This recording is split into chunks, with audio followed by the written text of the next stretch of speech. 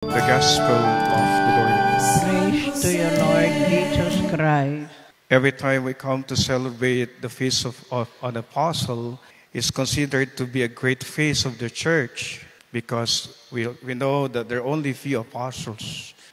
Only we count by our bare hands. We know that there are only 12 apostles. Added to this is the apostle to the Gentile is Saint Paul. And we know that we can be disciples or followers of Jesus, but we can never be an apostle. Amen? Because we have to look at the very life of an apostle. They have this direct access. They have heard the stories of Jesus. They have heard directly coming from the mouth of Jesus, his teachings, but most especially the way they lived their life for Christ. There are two Saint James. We have Saint James the Lesser and Saint James the Greater. Ang ating pinagdiwang po ngayon ay si Santiago the Great, no? Saint James the Greater. Una rin po, tinatanong ko rin sa sarili ko kung bakit mayroong lesser saka mayroong greater. But I think what makes Saint James the Greater, not only that he was on the third, no? Ang una po kasi, nalagad ni Jesus ay si Pedro. Sino po yung kalawa? Si Andres, no? Magkapatid po yun. Of course, the next brothers again is James and John. No? That's why in the list of the 12 apostles, si Santiago ang ikatlo. At he was being called to be great because he was the very first martyred apostle.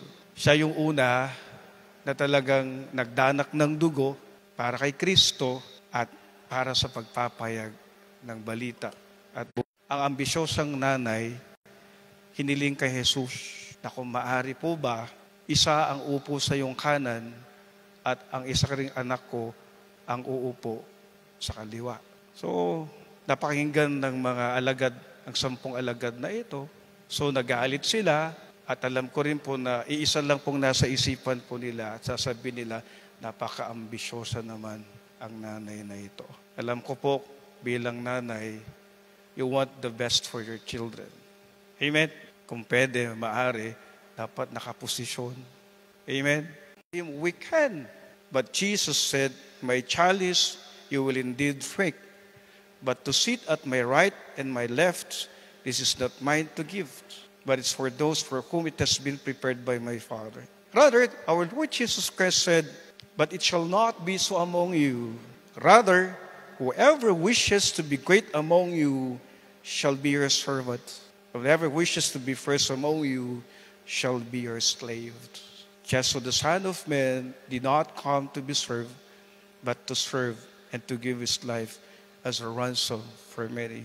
Alam niyo po, ang ating Panginoong Jesus, He did not tolerate the human tendency of taking a name.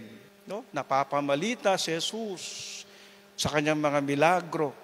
Napapamalita si Jesus sa kanyang mga kataga at mga powerful preaching of our Lord, that even people will really hear and being transformed by the preaching of our Lord Jesus Christ. And most especially when you are the followers and apostles of our Lord, para bang nakikibahagi ka rin, no, sa kasikatan ng iyong Pangulo or your leader. But then our Lord Jesus Christ said, whoever wishes to be great among you shall be your servant. Whoever wishes to be first among you shall be your slave. I would like to underscore that our Lord Jesus Christ said, you know that the rulers of the Gentiles lord it over them. Anong ibig pong sabihin dito? Lord it over, ito yung tendency natin to abuse our power. Lord it over is our tendency to make use of our power. Lord it po, para bang sa maraming pong hinaharap ng ating bansang Pilipinas sa magkakasunod na bagyo, para bang there is always this kind of frustration and disappointments. Amen? But then we see, my dear brothers and sisters, that kahit pa paano, meron pa rin mga opisyal at kawani ng gobyerno na kung saan they still make difference in the lives of people, especially Filipinos.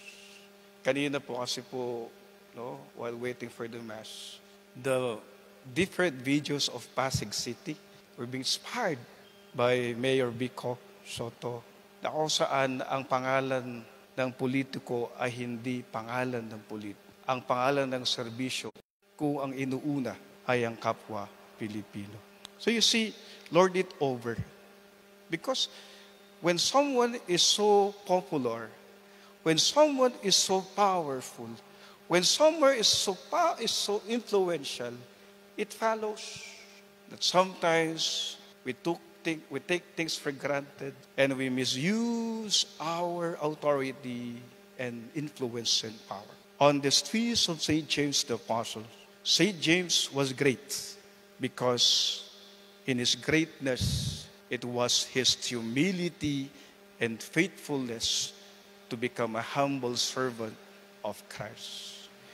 That is why Jesus telling him, you must be great, then you should be a servant of everyone. You must be great, then you should be. When we are able to serve the rest of humanity and thinking ourselves last, not to be first. Amen.